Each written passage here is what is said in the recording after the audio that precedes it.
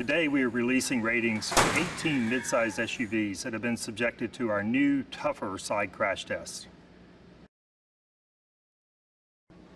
Our original side crash test was introduced almost 20 years ago and has been extremely successful at driving down the fatalities in those types of collisions on our roadways. Yet today, 23% of our total fatalities still occur in those types of crashes. We needed a new, tougher test that represented the real-world crashes that are occurring today that involve higher speeds and heavier vehicles.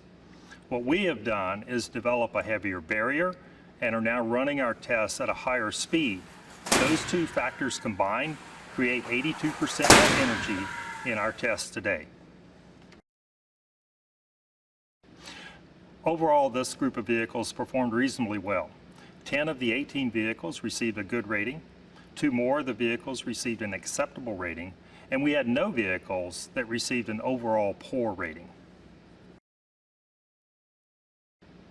A vehicle's rating is determined by how well the occupant compartment holds its shape, the injury risk measures from the driver and the rear seat passenger dummies, and how well the airbags protect the head of the dummies. The top performers in this test group were the Mazda CX-9 and the Volkswagen ID.4. They achieved good ratings in all metrics. Close behind were the Ford Explorer and the Lincoln Aviator. The Volkswagen ID.4 was the only electric vehicle that we included in this group of midsize SUVs, and it performed extremely well. It got good ratings across the board in all metrics.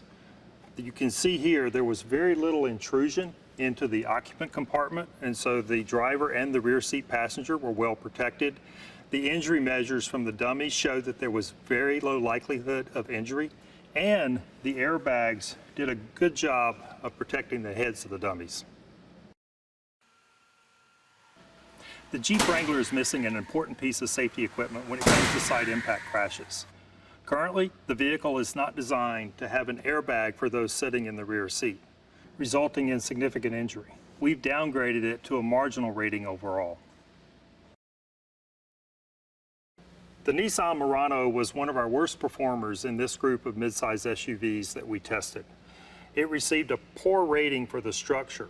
That's because of the significant amount of intrusion into the occupant compartment. That also resulted in a higher likelihood of both chest injury and pelvis injury for the driver. Kia Telluride and the Hyundai Palisade also did not perform well structurally. Both received a marginal rating for structure. They also received a poor rating for driver pelvis injury. Only one small SUV that we tested last year achieved a good rating in our new side crash test.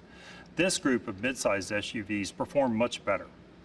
We believe part of that performance is due to the higher ride height of these larger SUVs. That results in the barrier striking it at a lower point and appears to offer more protection against possible chest injury.